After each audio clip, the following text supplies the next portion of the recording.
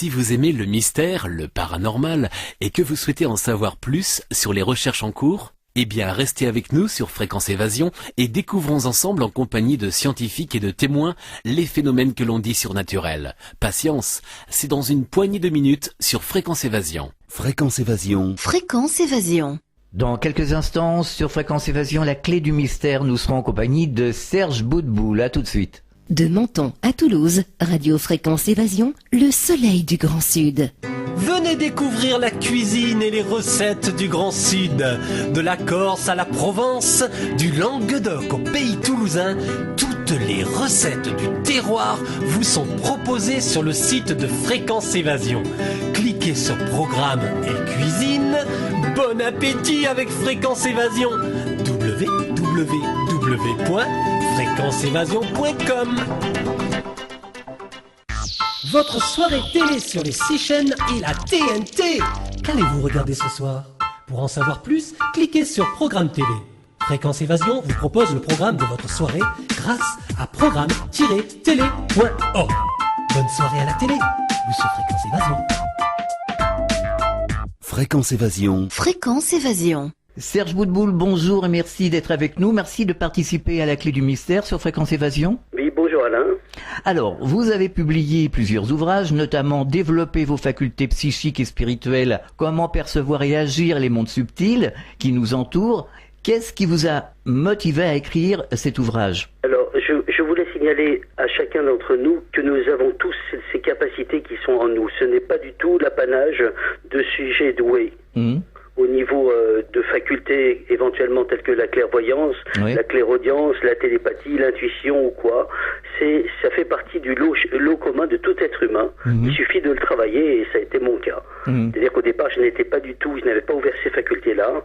Et j'ai eu un prof magique qui s'appelle Raymond Réan, qui est malheureusement sur l'autre plan maintenant, mais j'ai travaillé, j'ai ouvert tout cela. C'est extraordinaire parce que quand on ouvre ce que l'on est vraiment, c'est-à-dire la continuité de nos 5 sens, eh bien vraiment on ouvre ces facultés qui font partie de notre, je dirais, potentiel spirituel. Voilà. Ça permet de faire beaucoup plus de bien que l'on en fait actuellement et d'avoir une vie beaucoup plus belle et profonde que celle que l'on a actuellement. Raymond Réan qui a enseigné Pascal Lafargue que nous avons reçu plusieurs fois à ce micro d'ailleurs. Oui. Alors, déjà, avant de poursuivre, ces ouvrages, on peut les trouver à quelle édition? Alors, il y a un troisième ouvrage qui s'appelle Comment déployer l'être spirituel que nous sommes, oui, aussi. Et donc, les 3 ouvrages sont aux éditions Exergue, qui appartient à Très Daniel, aux éditions Très Daniel, mais qui peuvent être commandés directement aux éditions Très Daniel, à Paris. Ou sinon, on peut les trouver à la FNAC ou chez Amazon ou voilà. D'accord. Un peu partout. Alors, quels sont les principaux messages de ces ouvrages? Alors déjà, chacun d'entre nous, nous avons ces potentiels-là. C'est-à-dire que d'abord, nous avons 5 sens physiques, nous avons la vue, et la vue va se déployer sur l'aspect clairvoyance. Quand on va ouvrir notre vision subtile, ce même sens au niveau subtil va devenir la clairvoyance.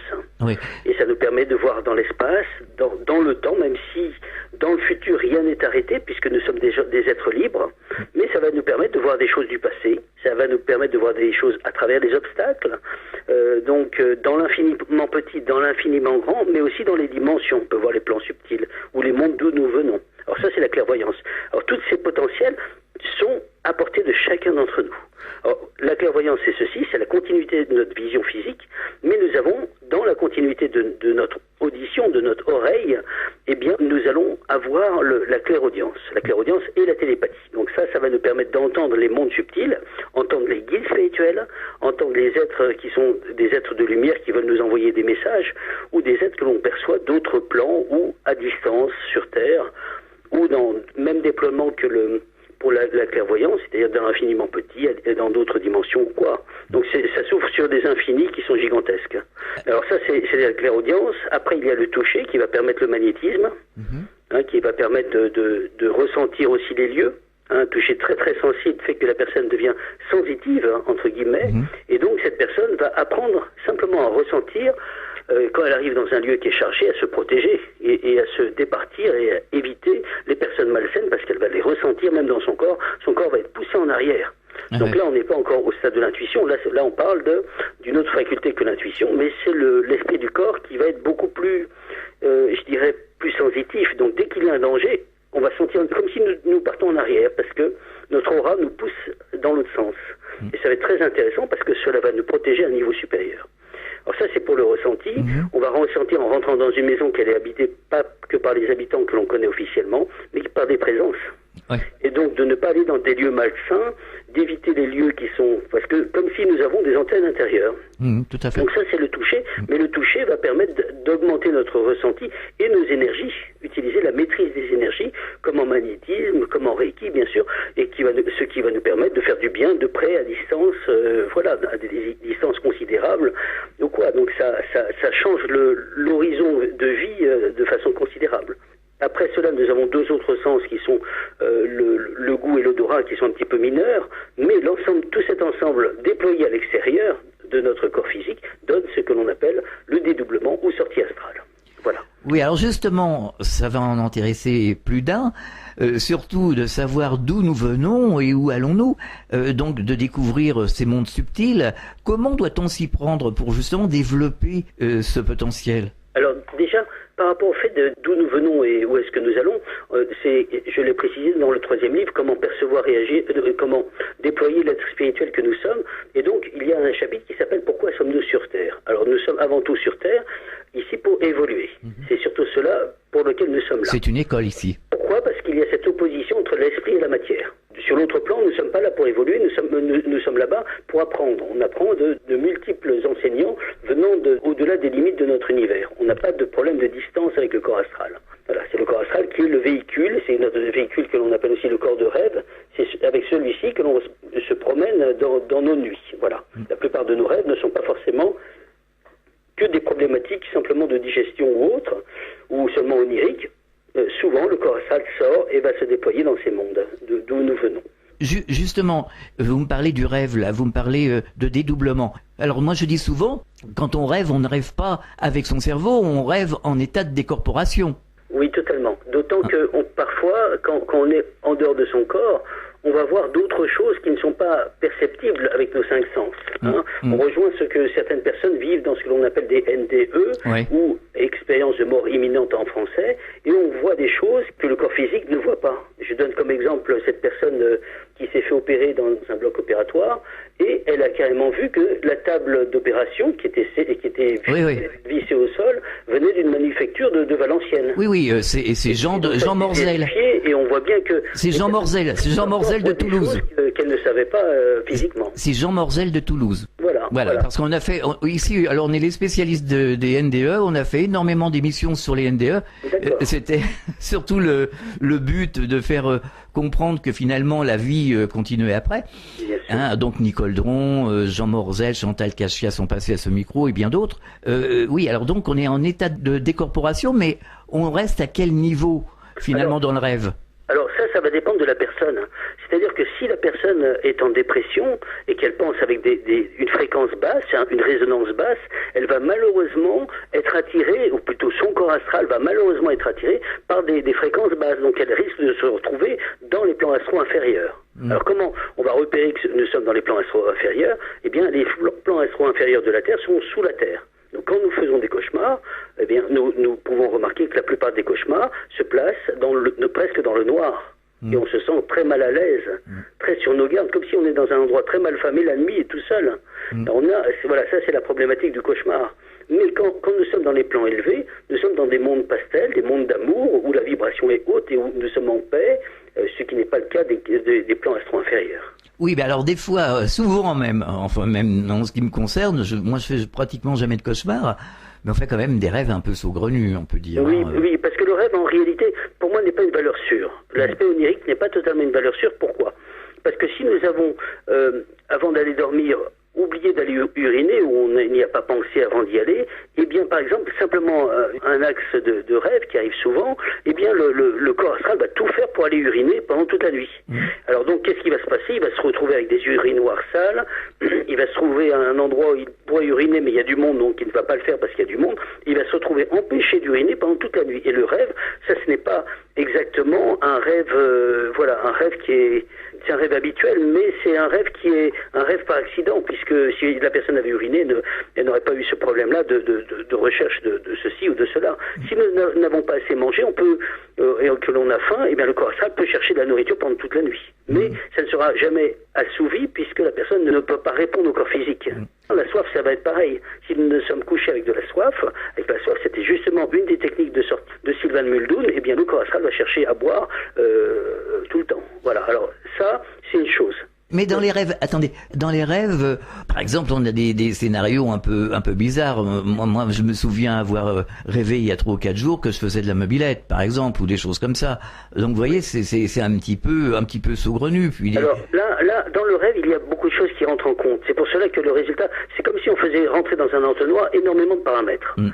Avec cela, alors il y a la sortie astrale qui est en potentiel, mais il y a aussi nos guides spirituels qui nous font passer des messages. Mais aussi, au passage, nous sommes comme des poupées russes, nous avons un certain nombre de corps subtils. Et donc, nous avons un corps physique qui a ses besoins, mais nous avons aussi le corps astral qui peut vouloir remonter dans ses plans précédents ou retrouver sa famille spirituelle qui est là-haut. Vous voyez, nous avons aussi une famille spirituelle, et donc il peut aller là-bas et revenir avec plein d'informations.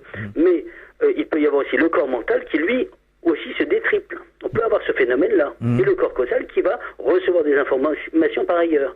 Avec en plus l'imaginaire aussi qui est réel, hein, donc l'imaginaire dans sa partie un peu fantasmagorique, et tout cela va arriver au niveau du cerveau, et le cerveau, sachez-le au passage, le cerveau n'est pas l'esprit, et il y a des images qui sont trop complexes pour le cerveau, donc il va carrément les enlever. Alors quand une image est trop complexe, je parle par exemple le survol d'une ville, puisque nos corps astraux sortent et que beaucoup de gens vivent dans les villes, l'image de la ville avec des milliers d'immeubles en dessous, souvent les gens ne l'ont pas en mémoire, alors que souvent elles sortent de leur corps, elles survolent les immeubles où elles vivent, où elles vivent, mais ces images sont trop complexes pour le cerveau qui les élimine.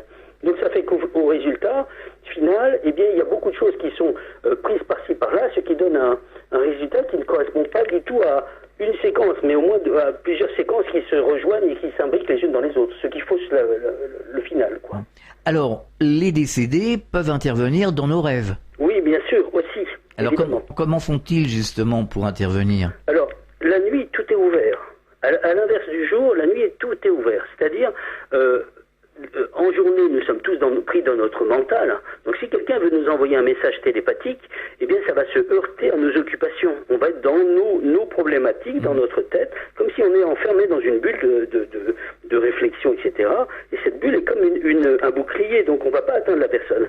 La nuit, tout cela est posé. Il y a plus le mental est posé sur le côté, et tout le monde peut envoyer un message à l'autre. Donc les défunts, ou même des personnes qui agissent, malheureusement il y a des gens malsains qui agissent la nuit parfois, eh bien malheureusement, ça va atteindre les personnes. Donc si on veut envoyer un message à quelqu'un, effectivement, ça va être plus facile de le faire quand le mental sera reposé, que la personne sera totalement ouverte, quoi. Donc la nuit, eh bien le corps astral de chacun sort en règle générale.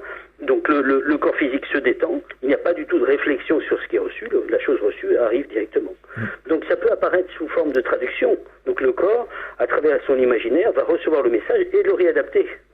Donc parfois il peut y avoir aussi un aspect symbolique de ce qui est envoyé. Parce que quand nous voulons envoyer un message à quelqu'un, eh bien ce message va parfois pas être reçu de façon comme une phrase, à la manière d'une phrase, mais à la manière d'une image. Donc c'est pour cela que ça peut faire apparaître une mobilette. On peut avoir la mobilette qui est là alors qu'on n'a jamais fait de mobilette, on se dit mais quel rapport avec la mobilette? Mais ça peut être le fait de dire attention quand tu te déplaces, par exemple. Voilà, attention de ne pas faire des choses trop en vitesse, par exemple. Mais ça peut être un message du guide. Est-ce que c'est pas des choses que l'on vit vraiment? C'est-à-dire que on est finalement, quand on est dans le rêve, c'est quand même une réalité. C'est chacun sa réalité. C'est une réalité. Mais le problème qu'il y a, c'est que techniquement parlant, le cerveau déjà ne fait pas de distinction entre le rêve et la réalité. C'est-à-dire que même en état de veille, si on fait une visualisation qui pourrait être comparée à un rêve éveillé, sans que ça soit un rêve lucide, je parle des rêves lucides que nous avons la nuit, mais quand où on est totalement pas conscient à 100%, mais conscient à 97%. Eh bien, si on est dans cette visualisation, eh bien, on peut écraser un trauma simplement en visualisant que une scène traumatisante du passé va être écrasée par cette visualisation. Dans un rêve, il y a malgré tout quelque chose qui est vécu. Alors, que ça soit imaginaire, vraiment imaginaire avec quelque chose de fantasmagorique et c'est vraiment pas réel même dans l'invisible, ça peut être vraiment une création de notre esprit, effectivement, mais c'est quand même vécu comme si c'était vrai. Et de toute façon, il y a aussi cet aspect-là que le corps astral va ailleurs et va voir d'autres lieux, d'autres contrées beaucoup plus grandes, beaucoup plus belles, au-delà des mondes physiques, puisque les mondes subtils et les mondes invisibles englobent les mondes visibles. Ah, tout à fait, oui. Voilà, donc on est devant des choses qui sont ce que j'appellerais des infinis. Nous ne sommes pas liés qu'à l'aspect matériel. Bien sûr. Le corps physique est tenu à l'aspect matériel, donc il est tenu dans le temps, il ne peut pas se déplacer, se mouvoir comme il veut, c'est-à-dire qu'il a besoin d'un véhicule pour se déplacer ou quoi, pour aller vite. Le corps astral, lui, en une fraction de seconde, il est de l'autre côté de l'univers. Tout à fait. On marque une pause dans la clé du mystère, on revient dans quelques instants. Vous écoutez Fréquence Évasion, Midi-Pyrénées, Languedoc-Roussillon, Provence, Côte d'Azur. Chaque jour sur Fréquence Évasion Grand Sud, info, loisirs, culture, environnement et détente. Fréquence Évasion, www.fréquenceévasion.com. Fréquence Évasion vous donne la possibilité de dialoguer sur l'un des 3 forums. Paranormal, région et musique. Venez dialoguer sur les forums Fréquence Évasion. Cliquez sur Forum. Bon surf sur le site de Fréquence Évasion, www.fréquenceévasion.com. Radio Fréquence Évasion, Principauté de Monaco, Grand Sud. Nous sommes de retour sur Fréquence Évasion, nous sommes toujours en compagnie de Serge Boudboul. Alors, vous-même, est-ce que vous avez vécu des expériences? Oui, bien sûr, puisque j'apprends à mes élèves à ouvrir tous ces potentiels. Alors, des expériences de décorporation, de voyage astro? Oui, alors je ne pratique pas le voyage astral avec toute la paralysie et tout, celle que l'on enseigne dans les livres, parce que c'est vraiment, je dirais, quelque chose qui est vraiment difficile à atteindre pour peu de résultats, réellement peu de résultats. Par contre, effectivement, cette sortie, cette décorporation totale est tellement riche de sensations que la personne reste souvent dans son endroit, ne va pas beaucoup plus loin, parce que c'est tellement dense de se dire waouh, je traverse les murs, je traverse ça, je sens tout. Alors que celle que je pratique, c'est une décorporation, mais qui a moins de sensibilité. On va moins ressentir les choses et elle va nous permettre de faire beaucoup plus de bien. Aujourd'hui comme avant, mais un petit peu plus pour ce temps actuel qui a un temps un petit peu de fin d'une période, eh bien, les sorties nous permettent de faire beaucoup plus de bien. C'est-à-dire qu'on agit à distance pour aider les personnes, et en faisant du bien comme ça, ce que l'on appelle une mission spirituelle, eh bien, nos missions spirituelles grandissent. Nous pouvons agir à distance, il y a des gens qui nous appellent au secours, par exemple, et on peut travailler sur les aider au niveau de leurs organes, au niveau physique, par exemple, au niveau moral, en enlevant des charges astrales ou autres. Alors, finalement, comment vous en êtes arrivé à la parapsychologie? Alors, j'ai toujours été passionné par tout cela. Depuis que j'avais, je crois, 7 ans à peu près, déjà, je me posais des questions. Et dès que j'ai pu commencer à sortir de chez mes parents, voilà, et bien, j'ai commencé à me promener à Paris et j'ai cherché.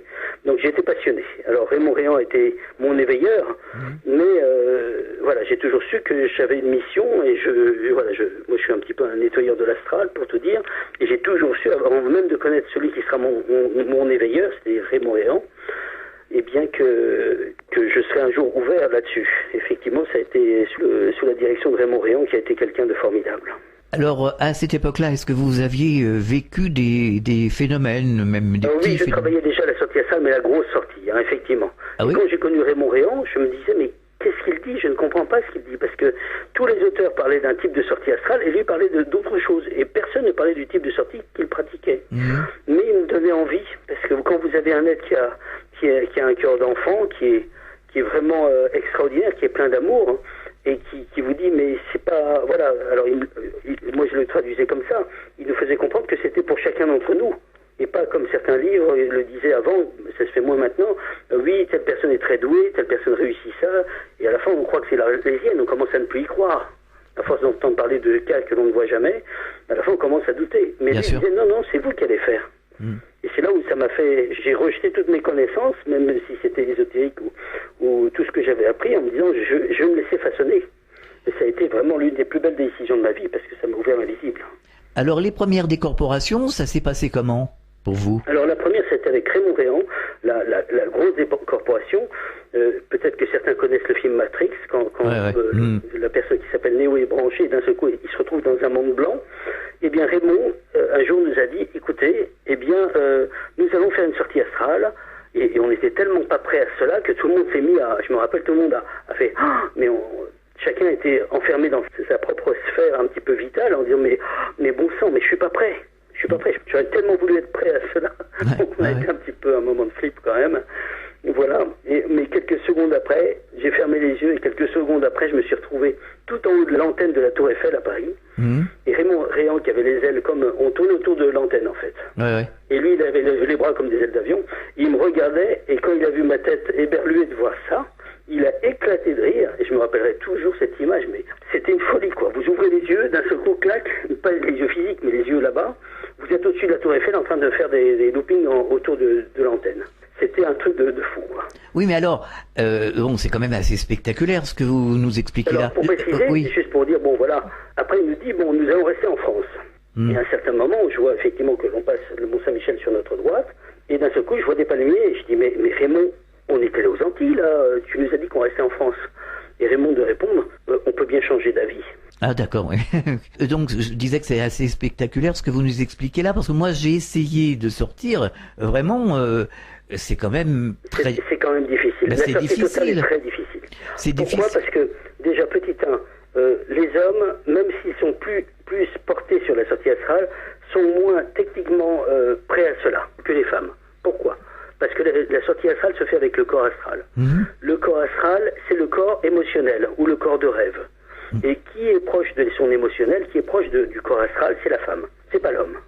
L'homme est dans la manipulation, il est dans le corps mental, il est là en train de dire mais je me suis assez relaxé, pourquoi ça ne marche pas, je comprends pas, j'ai respiré profondément, etc. Il faut des techniques avec les hommes. Alors qu'avec les femmes disent je sors et hop, c'est déjà fait. C'est impressionnant. Alors pas toutes les femmes bien sûr, parce que c'est bien une bonne majorité de femmes qui sortent alors que les hommes restent sur le plancher des vaches. Ah bon ? Parce que j'ai entendu quand même pas mal d'hommes qui sortent. Oui, bien sûr.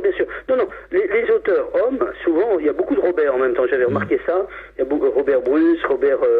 je me rappelle plus, il y a pas mal d'hommes qui sortent. Bien sûr, les livres qui sont écrits par la sortie astrale sont des hommes, bien sûr. Pourquoi ? Eh bien, effectivement, il y a des personnes qui sont, je dirais, précurseurs, mais sauf que en l'homme, il y a le fait d'aller chasser, le fait d'aller chercher, le fait de découvrir, le fait d'aller plus loin. Et ça, c'est plus homme. Et la sortie astrale fait partie de cela. À l'inverse, si je parle des femmes, je vais dire, elles ont plus la clairvoyance. Ouais. Et la clairvoyance, c'est plus féminin. C'est le fait de la femme, ça. On entend plus la clairvoyance, on entend plus le mot une voyante qu'un voyant. Oui, quoique je connais autant de voyants que de voyantes. Oh oui, mais il y a une majorité de voyantes quand même. Même de médiums. On peut en connaître beaucoup, mais c'est dans la population au niveau de tous ceux qui font cela, les voyantes sont en majorité. Par contre, au niveau magnétisme, on va avoir le phénomène inverse. Il va y avoir, on entend plus magnétiseur que magnétiseuse. Oui, parce que cette capacité de sortie astrale, on l'a toutes, c'est naturel. Même les animaux sortent. Bien sûr. Les animaux sortent très facilement. Donc, comment se fait-il que ça soit si difficile à déclencher la sortie ? Alors, la problématique technique, elle est là. C'est qu'on est dans notre tête convaincu que nous sommes un corps physique. Et à cause de cela, ça coince. Oui, mais par exemple, moi, je ne suis pas convaincu que je suis un corps physique. Loin de là. Oui. Mais malgré tout, on peut ne pas en être convaincu, mais on est tellement programmé au fond de nous-mêmes que nous sommes cela, que notre esprit l'a imprimé. Quand nous voyons la technique de William Bullman, William Bullman dit, à un certain moment, il faut faire comme si le corps physique n'existait plus. Et quand on dit par rapport à une sortie qui est, à mon avis, en partie erronée, je sors de mon corps. C'est une erreur. Puisque nous devons considérer effectivement, et je rejoins William Bullman là-dessus, que le corps physique n'existe pas.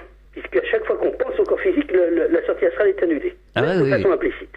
Forcément. La personne qui pense à son corps physique revient immédiatement. Voilà. Mais par contre, si nous sommes dans le cœur, alors ce qui va vraiment gêner la sortie, c'est que les gens qui font le travail sur la sortie, ils sont dans un aspect volontariste. Il ne faut pas être dans la volonté, il faut être dans le jeu. Oui. Parce que le corps astral, c'est le corps émotionnel. Il veut jouer. Il veut s'amuser. Et donc, comment doit-on appréhender la sortie astrale ? Eh bien, on doit l'appréhender en disant « qu'est-ce que j'aimerais bien ?» Voilà, on ne doit pas mettre en disant « il faut que je sorte, je dois y arriver ». Parce que c'est comme si on voulait forcer un enfant à faire des choses. Et l'enfant, lui, il veut jouer, il n'a pas envie de se prendre la tête. Le corps astral, il faut lui donner quelque chose qui lui donne envie. Il faut le suggérer. Voilà, ça va apparaître à travers le jeu, ou à travers le fait d'aller voir les mondes subtils. Voilà, si on lui dit tu sors pour sortir, au fond de lui-même, s'il avait une réflexion, il pourrait dire mais qu'est-ce que ça m'apporte? C'est comme si nous travaillons contre lui. On doit travailler avec lui, et c'est lui le vecteur de l'ouverture spirituelle, c'est le corps émotionnel. Alors qu'est-ce que l'on voit? Expliquez-nous votre vécu de vos premières sorties astrales. Qu'est-ce que vous avez découvert? Que tout est habité. C'est-à-dire? Que tout est habité, que quand on se déplace quelque part. Alors, Raymond Réan, disons qu'il y avait j'ai fait partie d'une équipe que Raymond Réan nommait les Supermen. Alors ça nous a beaucoup gêné d'entendre ça parce que voilà, on n'était pas grand-chose, réellement pas grand-chose. Et la différence, c'est que on faisait tous les mardis, jeudis, je ne sais plus pendant combien de temps, si c'est 2 ans ou quoi, le tour des planètes. Ce qui était bien, ce qui était très... Alors à la fin, on commençait un petit peu à se lasser parce que c'était parfois un peu dur d'être tout le temps pris comme ça. On avait aussi d'autres activités. Mais malgré tout, ce que le premier avait oublié de préciser, le troisième le précisait. Ouais. Le quatrième confirmait le deuxième, etc. Et on avait une façon de faire qui fait que, pour ne pas se tromper, on était tous agglutinés les uns aux autres. C'est-à-dire comme si on avait une seule tête. Ouais. Parce que si vous êtes en groupe et qu'il y en a un qui regarde dans votre dos et l'autre voit quelque chose qui est à 800 mètres et vous êtes en train de regarder quelque chose devant, eh bien vous n'allez pas voir les mêmes choses. Ah ben bien sûr. Si vous vous déployez tout d'un bloc et que vous faites comme cela, vous vérifiez, eh bien vous allez voir tous la même chose en disant la tête du premier qui dirige, elle est là, et ben moi je me mets juste à sa droite, comme si je touche son épaule. En faisant comme cela, comme si on partir d'un seul homme, comme je pourrais utiliser comme terme, eh bien on a réduit les marges d'erreur. Donc cela nous a permis de voir beaucoup de choses et de se vérifier les uns les autres. Alors quel est le ressenti général? Le ressenti général, c'est que la vie continue depuis toujours. Oui. Mais par rapport à là en ce moment on est incarné, on est on est dans le monde physique. Quelle est la différence entre être dans son corps physique et être à l'extérieur? Alors, être à l'extérieur, quand la personne est à l'extérieur, elle est dans un état beaucoup plus léger, parce que le corps astral est beaucoup plus léger, il a beaucoup plus de facultés que n'a le corps physique. Plus on va dans les mondes subtils, plus on monte dans l'aspect parfait des choses. Et plus c'est subtil, plus on va rentrer dans le parfait. Et ce corps astral a énormément de potentiel que le corps physique n'a pas. Il n'est pas obligé de dormir. Pour se déplacer en un millième de seconde, il se retrouve avec la personne concernée. Il n'a pas besoin de manger. Il peut se dilater ou se contracter, etc. Et là, je donne l'exemple de Raymond Réan, qui nous a appris au passage, et qui a été le seul au monde à faire cela, ce que l'on appelle le dédoublement contracté au niveau de l'atome. Donc il est allé au niveau des atomes. Donc il a été lui-même testé par des scientifiques pendant 20 ans. Et lui-même m'a testé pendant 4 ans et demi à peu près. Ouais. Et à chaque fois que j'arrivais, il me disait alors qu'est-ce que tu as fait, Serge? Alors je lui racontais un petit peu mes sorties en équipe et en groupe ou au personnel. Et je transpire un petit peu en me disant pourvu que, et effectivement, il me dit oui, c'est ça. C'est-à-dire que il est passé partout. C'est incroyable. On connaît Christophe Colomb, on connaît d'autres personnes comme cela, mais des gens tels que Raymond Réan, qui a été un grand découvreur, passe inaperçu, totalement inaperçu. Il est passé partout, il a fait énormément de recherches. Il a travaillé pendant 20 ans avec des scientifiques pour être testé, etc. Ouais. Pascal Lafargue nous parlait du test de l'éprouvette. Oui, totalement. Ça, il le faisait à ses débuts. Ouais. C'est-à-dire que les élèves allaient dans une éprouvette, et je connais même l'anecdote d'un élève qui faisait partie d'une des équipes qui a rejoint mes élèves, et cet élève était là dans l'éprouvette, et à un certain moment il n'y croyait même pas lui-même. Et il était en train d'éclabousser les autres, il essayait un petit peu de les déstabiliser ou quoi. Ah ouais. Et à un certain moment, Raymond Réan, qui faisait semblant de rien, parce que Raymond ne montrait pas un petit peu ce qu'il voyait tout, il lui dit, donc on parlait un petit peu d'échange, il a dit ça serait différent s'il n'y en avait pas certains qui éclaboussaient les autres. Il lui a fait carrément remarquer qu'il l'avait vu. Ah oui. Alors la personne voyait d'un seul coup que ce qu'elle croyait être imaginaire était réel. Et ça, je donne un cas comme ça. Un autre cas qui nous a signalé, c'est qu'à un certain moment, il essayait de faire capoter l'expérience des autres. Ah oui. Et Raymond de dire, c'est pas très sympa pour certains de faire capoter l'expérience des autres, quoi. Donc il a vu qu'il était vu. On marque une pause dans la clé du mystère, on revient dans quelques instants. Fréquence Évasion, Midi-Pyrénées, Languedoc-Roussillon, Provence-Alpes-Côte d'Azur. Fréquence Évasion vous donne l'écho du Grand Sud. Chaque jour, Fréquence Évasion est sur le terrain. De la Côte d'Azur au pays camarguais et languedocien, Fréquence Évasion vous fait vivre l'actualité du Grand Sud. Fréquence Évasion, www.fréquenceévasion.com. Vous aimez le mystère, le paranormal, vous avez vécu une expérience, dites-nous-le. Contactez Fréquence Évasion. Cliquez sur Programme et Paranormal Fréquence Évasion. www.fréquenceévasion.com. Radio Fréquence Évasion, le son de la Côte d'Azur. Nous sommes de retour sur Fréquence Évasion, nous sommes toujours en compagnie de Serge Boudboul. Finalement, quand vous allez dans l'astral, alors qu'est-ce que vous découvrez? Vous voyez des paysages, vous voyez, parce que beaucoup de personnes reviennent avec... On va découvrir déjà en premier lieu quelque chose qui est très paradoxal par rapport à notre science, qui est très limitative, c'est que beaucoup de choses qui sont affirmées au niveau scientifique, bien que je sois totalement pour la science, entendez bien, mais la science, quand elle se trompe, elle rectifie. Et après, on va faire comme si ça a toujours été comme cela. Et par contre, combien de bêtises ont été affirmées et crues par tout le monde? C'est-à-dire? Par exemple, quand on dit que les planètes sont gazeuses, elles sont pas gazeuses. Elles sont comment? Elles sont comme la Terre. Elles sont sur d'autres fréquences? Elles sont comme la Terre, elles sont terrestres. C'est une matérialité, je veux dire. Quand on dit que certaines planètes sont gazeuses, est-ce que nous les percevons de telle façon en astronomie, ou est-ce que justement elles sont comme, vous dites, comme la Terre, mais sur une autre fréquence? Non, pour moi elles sont totalement, je dirais, une fréquence terrestre. Pour moi elles sont totalement matérielles. Parce que Anne Givaudan, qui nous a dit qu'elle avait fait plusieurs voyages astro, qui s'est rendue sur plusieurs planètes, notamment sur Vénus, enfin sur même les planètes de notre système solaire, des planètes où on voit qu'il y a rien. Hein. On sait très bien que sur la Lune il y a rien. Apparemment. Et elle nous dit que toutes les planètes sont habitées. Donc si elles sont habitées, c'est ce que je vous disais tout à l'heure. Elles sont habitées elles sont sur une autre fréquence. Toutes habitées déjà. Certaines sont habitées matériellement parlant, et d'autres sont habitées sur l'autre plan. Malgré tout, même si nous sortons de notre corps, nous devons faire attention à ce fait-là, c'est que même si les personnes sont matériellement là, eh bien elles peuvent nous percevoir. Oui. Il faut faire attention quand même. Oui, mais ce que je veux vous dire, c'est que finalement, si en astronomie, on sait très bien que sur Mars, visiblement, il n'y a personne, sur la Lune non plus. Non, pour moi, il y a du monde. Aujourd'hui, on n'en parle pas trop. Je ne sais plus si c'est la sonde Voyageur 1 et 2 qui sont tombés en panne comme par hasard. À chaque fois qu'ils envoyaient quelque chose sur Mars, ça tombait tout le temps en panne. Alors c'était pas seulement une question que de chaleur ou de choses comme ça. Il y a beaucoup de choses que l'on appelle les mystères de Mars. Au moment où nous parlons, il y a des pyramides sur Mars. Oui, non mais... Et à chaque fois que ces photos sont prises et qu'elles sont très nettes, après ils rebalancent des choses où on occulte, où toute la photo a été un petit peu faussée. Il y a le visage de Mars. Des choses qui sont réellement des pyramides. Et quand on envoie ce que l'on appelle le système des appareils avec les fréquences fractales, on s'aperçoit que ce sont totalement des choses artificielles. Apparemment, d'après Anne Givaudan, elle parle de plusieurs dimensions. Elle dit que ces planètes sont habitées dans la 4e dimension, alors que nous sommes dans la 3e. Alors, pour moi, il y a les deux. Il n'y a pas que la 4e. Il y a les deux. Chaque planète a ses plans subtils particuliers. Je donnais par exemple l'astral inférieur de la Terre. Je disais c'est sous la Terre.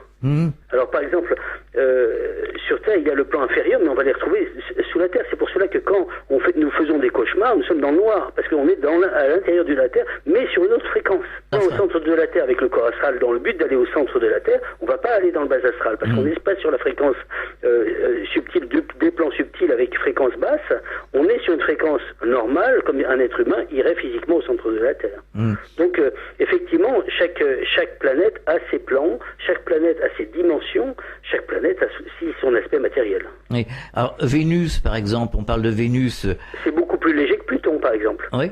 Quand nous allons sur Pluton, si je donne un exemple, alors Vénus c'est la planète de l'amour, comme on dit en astrologie, mais c'est vrai, mais quand on va sur Pluton, on sent cette densité.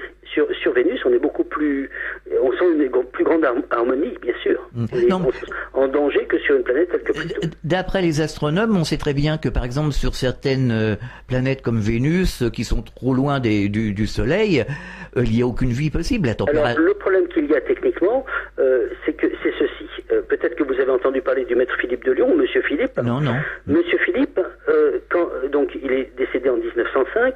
C'était un monsieur qui avait toutes les facultés, tous les pouvoirs. Alors je parle même pas de facultés. Je parle de pouvoir, vous voyez. Et quand je dis cela, c'est quelqu'un qui, donc un jour passe à un endroit et il y avait deux médecins, donc qui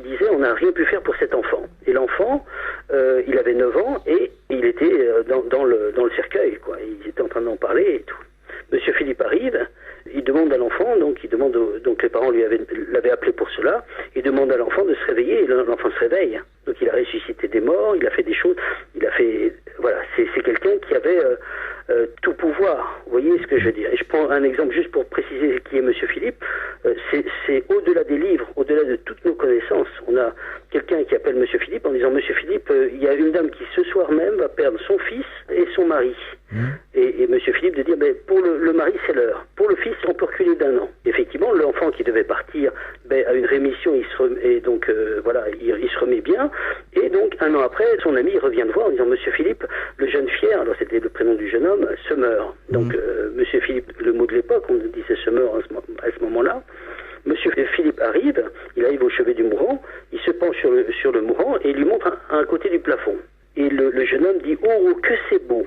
Et vous voyez par ce biais-là que Monsieur Philippe non seulement lui montre où est-ce qu'il va aller, mais est capable de lui montrer les plans. Oui. Vous voyez, ce qui peut être donné à l'homme, c'est gigantesque. Ça me fait penser aux travaux d'Elisabeth Kubler-Ross aux États-Unis, qui finalement a travaillé sur des milliers de cas d'enfants, qui disait que certains enfants en fin de vie disaient, d'ailleurs même des adultes, mais elle a travaillé sur des enfants principalement, et disait qu'ils voyaient déjà, ils percevaient déjà ces autres dimensions avant de quitter la Terre. Bien sûr, bien sûr. Mais Monsieur Philippe, lui, le faisait apparaître.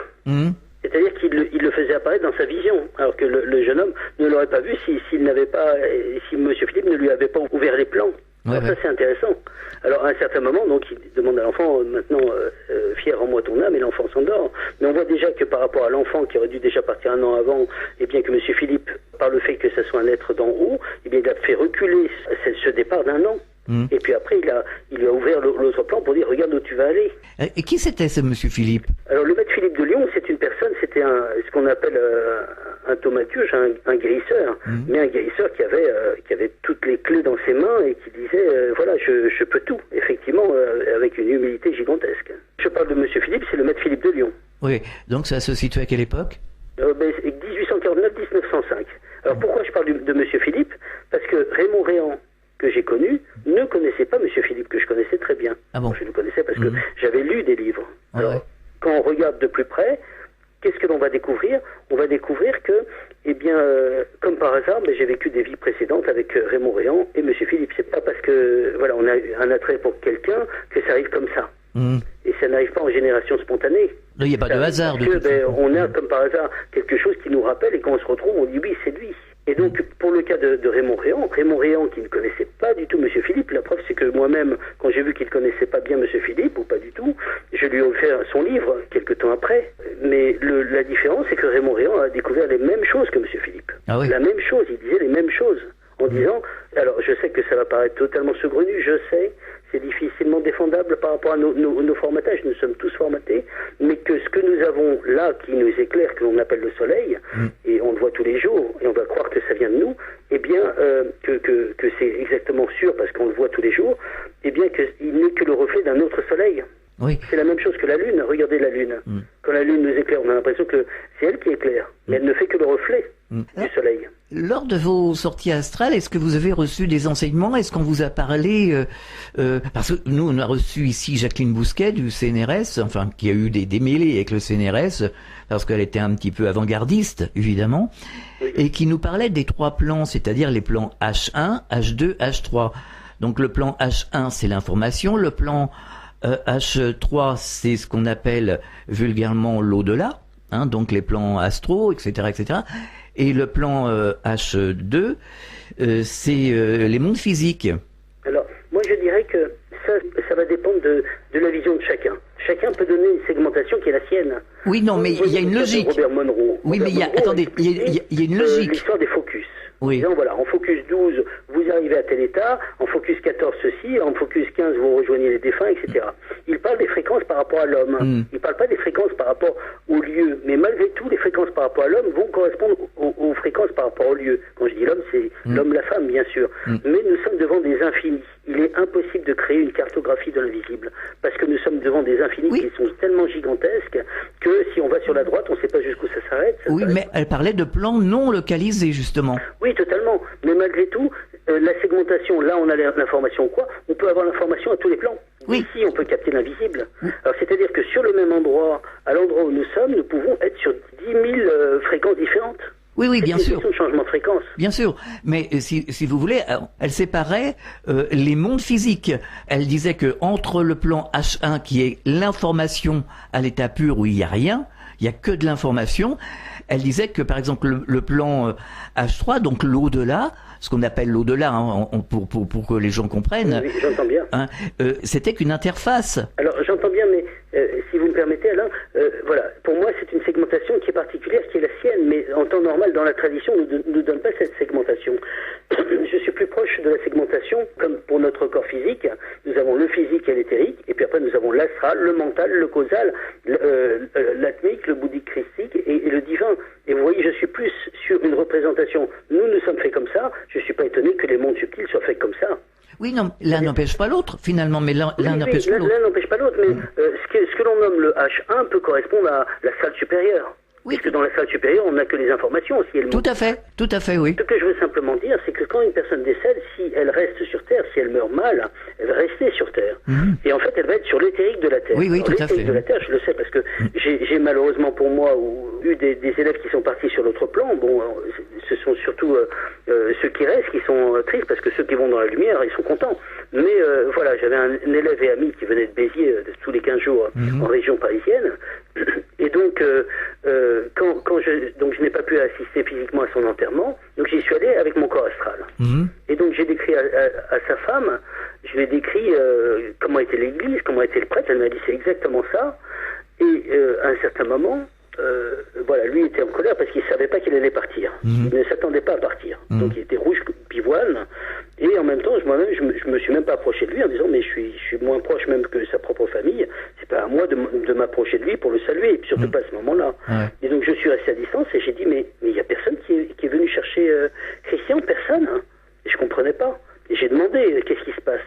Et à ce moment-là, moi-même qui étais sur l'éthérique de la Terre, c'est-à-dire c'est comme le monde physique, sauf que on voit en plus les décédés s'ils traînent dans le coin. On va voir les énergies, les auras, les émanations des corps vitaux, c'est-à-dire des corps éthériques. Et en même temps, le fait de poser la question, à ce moment-là, il y a eu comme une effervescence, comme si d'un seul coup, l'espace se découpait et on avait l'impression d'avoir comme des bulles qui apparaissaient. C'était pas des bulles, c'était de la lumière effervescente. Et il y avait 4 êtres de lumière qui l'attendaient. Et vu que Christian était pris dans sa problématique, il n'était pas prêt à partir, il ne les voyait pas. Alors on a la même chose dans le film Ghost. Oui, oui, tout à fait, oui, absolument. Par quelqu'un qui est connecté, et on voit bien que le héros, eh bien, va totalement être pris parce que sa compagne, pour ceux qui ne connaissent pas le film, excellent film, est en danger de mort. Donc tant que sa compagne n'est pas tranquille, n'est pas protégée, ben, il n'est pas disponible à avoir la lumière. Et à la fin du film, quand tout est remis et que cette personne n'est plus en danger, eh bien d'un seul coup il va voir la lumière. Mais en réalité, la lumière a toujours été là. Mais c'est sa non-disponibilité qui va faire qu'il ne va pas la voir. On marque une pause dans la clé du mystère, on revient dans quelques instants. Partout, dans le Grand Sud, Fréquence Évasion. Sur Fréquence Évasion, les stars d'hier, d'aujourd'hui et de demain se racontent en toute liberté. Pour en savoir plus, cliquez sur Programme. Bon surf sur le site de Fréquence Évasion, www.fréquenceévasion.com. Fréquence Évasion vous informe sur votre région. Que se passe-t-il près de chez vous? Pour le savoir, cliquez sur Région et Office de tourisme. Bon séjour dans le Sud. Venez visiter le site Fréquence Évasion, www.fréquenceévasion.com. Fréquence Évasion, c'est la chaleur provençale, une vraie bouffée d'oxygène. Fréquence Évasion, le soleil du Grand Sud. Nous sommes de retour sur Fréquence Évasion, nous sommes toujours en compagnie de Serge Boudboul. Alors vous-même en dédoublement, en état de dédoublement, est-ce que vous êtes allé dans les plans de lumière? Oui, bien sûr. Bien sûr. Quand j'emmène des élèves, je vise les plans de lumière. Oui. Je ne vise pas que la Terre. C'est cela l'avantage de la sortie astrale. Alors quand nous voyons beaucoup de personnes qui sortent en astral, il y en a peu qui parlent de ces plans. C'est ça qui est un petit peu, pour moi, entre guillemets, dommageable, parce que c'est ça le plus intéressant. Et de se balader, voir les chutes du Niagara, voir ceci, voir la tour Montparnasse. Bon, c'est peut-être intéressant, mais la conscience réclame plus. Hein. C'est sûr. Alors justement, ça va intéresser les auditeurs, parce qu'on a sans arrêt des questions à ce sujet. Est-ce que vous pouvez nous expliquer, avec des mots, comment on est, qu'est-ce qui se passe, qu'est-ce qu'on voit quand on est dans la lumière? Alors, déjà, il y a lumière et lumière et lumière, bien sûr, mais plus on va aller vers ce que j'appellerais la lumière, entre guillemets, c'est une lumière d'amour. C'est une lumière qui va correspondre dans l'ovale, quand on fait monter des défunts vers la lumière, on appelle cela l'ovale de lumière. Vous savez, on parle de cela dans les NDE. Ouais. Quand nous faisons monter des défunts vers la lumière, c'est plus du tout une montée en vitesse, non, en fréquence, seconde, mais une montée en fréquence. Ce que j'explique dans mon premier livre, ce qui est beaucoup plus long. Donc, c'est d'où le petit tableau de Jérôme Bock, les pèlerins qui montent vers la lumière dans cet ovale, et dans ce tunnel de lumière. Eh bien, quand on arrive là-bas, c'est une lumière d'amour. On baigne dedans. Et voilà ce que j'avais fait avec des élèves avancés. J'avais vu qu'un vivant ne peut pas avancer plus loin dans cet ovale. C'est le point de rendez-vous entre les décédés qui sont là-haut, qui sont dans des plans moyens supérieurs, ou dans les plans supérieurs, c'est le point de rendez-vous de vivants et de décédés, ces points-là. Ce sont des points officiels. Eh bien, quand on emmène un défunt là-bas, le défunt, lui, il peut avancer. Et on voit derrière comme un paysage de magnifiques collines et montagnes. Quand nous avançons, moi je me suis rendu compte de ça, je me suis rendu compte qu'en avançant, eh bien, on ne peut pas avancer, nous qui avons un cordon d'argent, parce qu'il nous tire en arrière. Alors, le cordon d'argent, c'est ce qui va faire la personne qui va être, entre guillemets, vivante, physiquement. Parce que le corps éthérique, pas le physique, l'éthérique est relié au corps astral. Et le corps astral a avec lui tous les corps. Le corps mental, le corps causal, etc., etc. Mais si nous allons dans l'ovale de lumière, eh bien, et que nous essayons d'avancer, eh bien, on voit qu'on est comme sur un petit trottoir roulant, un tapis roulant, qui va dans l'autre sens, et on ne peut pas avancer. Et en même temps, distinguant cette chose-là, je me suis dit, tiens, je vais demander aux élèves d'aller là-bas. Et je leur ai dit, essayez d'aller là-bas, s'il vous plaît, et essayez de voir ce paysage, essayez de vous avancer vers ce paysage. Et j'attendais le retour, parce que je savais qu'ils n'y arriveraient pas. Et au retour, ils m'ont dit, mais on n'y arrive pas, on ne sait pas ce qui se passe. On avance, on essaie de se déplacer, il y a quelque chose qui nous tire en arrière au niveau du dos. Effectivement, c'était le cordon d'argent. Oui, parce que si on franchit, justement, c'est ce qu'on dit souvent dans les témoignages de NDE, si on franchit... On peut pas. L'accord d'argent... On n'est pas appelé à ça. L'accord d'argent peut se rompre? Non, elle ne peut pas se rompre. Non. Elle rompra uniquement quand ce sera notre heure. Mais elle ne va pas se rompre parce qu'elle s'étire à l'infini. C'est pas un souci au niveau de l'accord d'argent. Alors, à votre avis, qu'est-ce que, au-delà justement des possibilités où l'on peut aller, qu'est-ce qu'il y a? Mais c'est gigantesque. Il y a des mondes de ce que l'on appelle les mondes de la science, les mondes des arts, les mondes de la musique. Il y a des mondes où il y a des écoles de sortie astrale. C'est gigantesque. Il y a des initiateurs venant de tous les mondes. Je sais que ça peut paraître totalement au-delà de nos réalités. Je sais que ce que je dis va hérisser certaines personnes. La seule chose que je sais, c'est que moi-même, au-delà de mes croyances, au-delà de tout ce que je peux être, ou de tout ce que j'ai pu apprendre, eh bien, j'ai été vérifié par Raymond Réan, qui a été vérifié pendant 20 ans par des scientifiques. J'ai moi-même emmené des athées voir des lieux comme ça, et ces personnes ont dit « Ah, mais c'est pas possible !» Et là, on n'est pas en train de parler de croyances, on est en train de parler d'expérimentation. Ouais. Ce qui est surtout important. Ah oui, c'est important. C'est ce que, moi, ce que je vois, d'autres l'ont vu. Quand je parlais de l'équipe dont j'ai fait partie, non seulement Raymond Réan confirmait ou infirmait ce qui était dit, mais le premier confirmait ce qu'avait dit le deuxième, et rajoutait des éléments, mais en disant « Tu n'as pas vu que derrière le lac il y avait ça ?» La personne dit « Ah oui, j'ai oublié de te le dire. » On voit bien que ce n'est pas de la télépathie, puisque là on a tout en relief, on est en déplacement en même temps, on voit même qui est dans l'ordre et qui est derrière. Alors là, quand c'est comme cela, moi je l'ai fait avec mes élèves, j'ai emmené des personnes athées, et ces personnes disent « Mais c'est incroyable, mais c'est incroyable !» Ces personnes ne parlaient pas de croyances, elles parlaient de ce qu'elles avaient vécu, et de ce qu'elles avaient perçu, de ce qu'elles avaient vu, et après quand on a cela, on l'a vu, même 15 ans, 20 ans après, l'image est donc encore dans notre tête. Là au moment où nous parlons, pendant que je vous parle, Alain, eh bien j'ai l'image d'un paysage de Jupiter. Au passage, ça m'étonne pas. Je suis allé au moment, je crois que c'est en 74 ou en 84, je sais plus, en 94, je suis allé voir les impacts de ce que l'on appelle la comète Schumacher-Levy. Comment elle est arrivée sur Jupiter, cette queue de comète, et comment ça s'est passé. C'était un brouhaha monstrueux. Alors je sais que ça peut paraître irréel pour certains. La seule chose que je vous précise simplement, c'est qu'on n'est pas du tout, on ne doit pas être dans la croyance. Ah non, surtout pas. Il faut être surtout simplement, c'est l'ouverture. Et dans la recherche. Il faut simplement être ouvert, simplement se dire pourquoi pas, et d'expérimenter. Quand on expérimente et que l'on voit, eh bien on voit. On n'est pas en train de dire je crois que, là on voit. Non. Donc il n'y a même plus de discussion. Alors quand une personne voit, c'est une chose. Quand on est à 400 personnes voient, là on est sur autre chose quand même. Et tout le monde voit la même chose. Tout à fait. Alors quelqu'un peut dire non, je refuse, ça c'est une question après de fermeture. Si la personne voit vraiment et que, voilà, moi la seule chose que je dirais c'est comme le Christ, venez, voyez, simplement. Est-ce que vous êtes d'accord avec les écrits de Georges Moragnier, enfin de Jeanne Moragnier avec son fils, qui décrit ces mondes de lumière justement? Alors je ne me souviens pas voilà, je sais qu'il y a des mondes de lumière, et plus on va aller vers le haut, plus ça va être de plus en plus beau. Par exemple, le plan, je dirais, le plan moyen sup, moyen, quand je dis sup c'est supérieur, eh bien il ressemble à, disons, notre monde, avec la verdure et tout, par un beau soleil d'été. C'est très très beau. Tout à fait. Quand on va aller vers les plans supérieurs, ça va être encore plus beau encore. On va être sur d'autres choses avec des couleurs encore plus pastel. Et à un certain moment, il se passe ce phénomène-là, c'est que quand on regarde la nature de niveau supérieur sur d'autres plans, on va voir les couleurs qui vont dépasser des formes. Et on a des couleurs qui sont extraordinaires, qui sont vraiment mirifiques. C'est vraiment... c'est comme dans les rêves, mais avec toute la conscience. Oui. D'ailleurs, Nicole Dron le décrit. Je ne sais pas si vous connaissez le témoignage de Nicole Dron. C'est un témoignage en France de NDE vraiment complète. Et elle explique que c'est magnifique. Elle me dit souvent, je peux même pas... Il n'y a aucun mot sur Terre pour te dire ce que j'ai vécu. Exactement, on n'est pas obligé de mettre ça sous mot. Mais le simple fait de dire, un jour on rejoindra cela. Donc c'est pour cela qu'il y a plus de quand quelqu'un part, mais c'est plus triste pour ceux qui restent, pas pour ceux qui partent. Bien sûr, surtout ceux qui vont en haut, en fait. Alors, à votre avis, justement, nous venons justement de ce monde-là. Avant d'être incarnés, nous étions là-bas. Ceux qui choisissent la lumière, eh bien, effectivement, ou qui en viennent, eh bien, c'est beaucoup plus dur d'être sur Terre. Alors pourquoi de monde éthéré, de monde magnifique. Pourquoi aujourd'hui on s'en souvient pas? Parce que c'est important de ne pas s'en souvenir.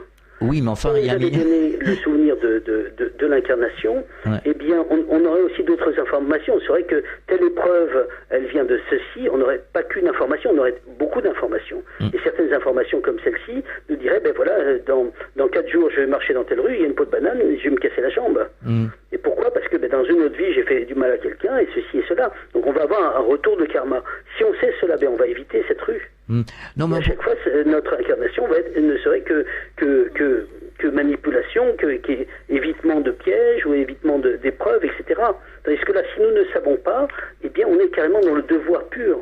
Dans l'au-delà, j'aime pas trop le mot au-delà parce que c'est un mot qui a tellement été galvaudé. Et dans les mondes ou les plans astraux, eh bien, on a toute la conscience. Quand nous venons sur Terre, quand nous avons toute la conscience, nous recevons des leçons là-bas. Nous avons des enseignants, des initiateurs venant de tous les cosmos. On peut avoir des initiateurs qui ont des têtes d'animaux, ça n'a aucune importance. C'est au-delà de notre simple réalité. On est devant des choses qui nous dépassent totalement.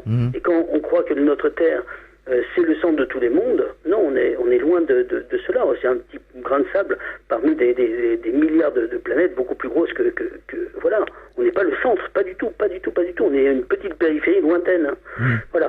Mais ce qui est surtout important, c'est cela, c'est que là-haut, ou dans les plans, nous recevons les enseignements, et ici, nous sommes dans la mise en pratique.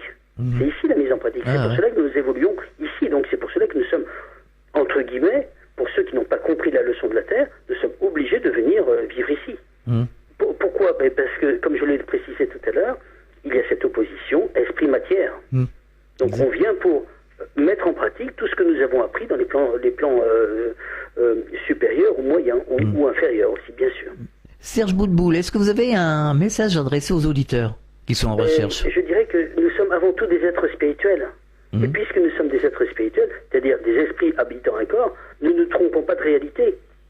Nous ne sommes pas le corps que nous habitons, qui n'est qu'un vêtement, et qu'un jour on le laissera. Donc il est important de se réveiller sur cet aspect-là, parce que nous avons tous une mission spirituelle. Et donc il est important de découvrir quelle est cette mission pour se mettre en adéquation avec les plans supérieurs et avec nos guides spirituels qui nous attendent sur cet axe-là. Alors un dernier mot justement, avant de terminer cette émission. Quel est votre avis sur ce que l'on dit à propos de la Terre qui passerait en 4e dimension? Pour moi, c'est déjà en marche. Tout cela est en marche depuis longtemps. Aujourd'hui, nous sommes en train de vivre cela, même si beaucoup d'êtres n'en sont pas conscients, même si à la télévision, on nous parle de toutes sortes de choses qui ne sont pas du tout du ressenti de l'être, mais plutôt d'un savoir qui passe, mais qui ne nous intéresse pas tant que ça. Sauf que si nous faisons attention à notre propre sommeil, depuis, je dirais, à peu près une douzaine d'années, peut-être une quinzaine d'années, on a certaines nuits un sommeil qui est totalement haché, il n'y a plus du tout de cycle, il n'y a plus rien du tout. De plus, nous avons beaucoup de phénomènes. Nous avons des phénomènes de son, et là je ne parle pas du tout d'acouphènes. Nous avons des phénomènes d'un seul coup de vibrations dans le corps qui n'existaient pas avant. On a encore d'autres phénomènes qui arrivent, c'est-à-dire des oreilles qui se bouchent depuis 1 ou 2 ans. Ah bah oui, c'est mon cas alors là. Voilà, parce qu'on n'avait pas ça avant. C'est assez récent ce phénomène-là. Ah oui. Alors, on a un ensemble de phénomènes qui arrivent et qui font que si nous regardons le jour, ou les nuits où nous ne dormons pas, on a l'impression de passer une nuit blanche, eh bien en temps normal, quand nous sortons de cette nuit, on devrait être des locumènes, c'est pas possible, en disant mais on a passé presque la nuit à être éveillé. Eh bien le lendemain, on a quand même 90% de notre potentiel, alors qu'on devrait être totalement hors service. De plus, si nous faisons attention à notre propre vibration, eh bien on va constater que nous sommes en train de changer de vibration. Et là, actuellement, le phénomène qui se passe, et cette montée vibratoire, fait qu'il y a beaucoup plus de gens qui s'ouvrent au niveau spirituel, beaucoup plus de gens qui ont des flashs, beaucoup plus de gens qui perçoivent l'invisible. Avant, ce n'était pas ça. Il y a 20 ans, on n'était pas du tout sur des paramètres de ce style-là. Alors, il paraît que les choses vont s'accélérer. C'est déjà en super accélération actuellement.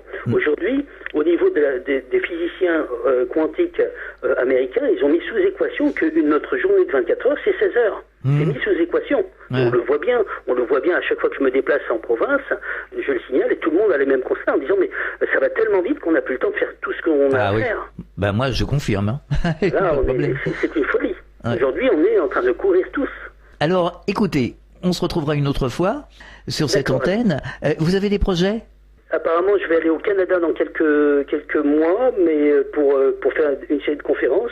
Et j'espère que nos amis canadiens, je sais qu'ils sont très très ouverts. Bien sûr. Bon, ils ont beaucoup de chance au Canada parce que par rapport à la France, eh bien la France, on est vraiment un petit peu enfermé. Dès qu'on parle de quelque chose, on est un petit peu taxé en disant oh, c'est bizarre ce qu'il dit, etc.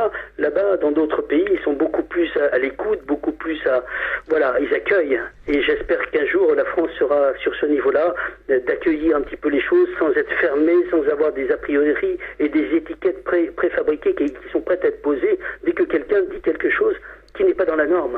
Je suis tout à fait de votre avis et j'espère que justement ça va bouger. C'est pour ça que nous faisons Je pense que ça va bouger parce que là, les enfants qui arrivent, que l'on appelle dans l'invisible les enfants lumière, que l'on nomme les enfants indigo, arc-en-ciel, stellaire, etc., cristal. Eh bien, ces enfants-là, quand ils seront adultes, vu que tous les mondes subtils leur sont ouverts, ils voient l'invisible.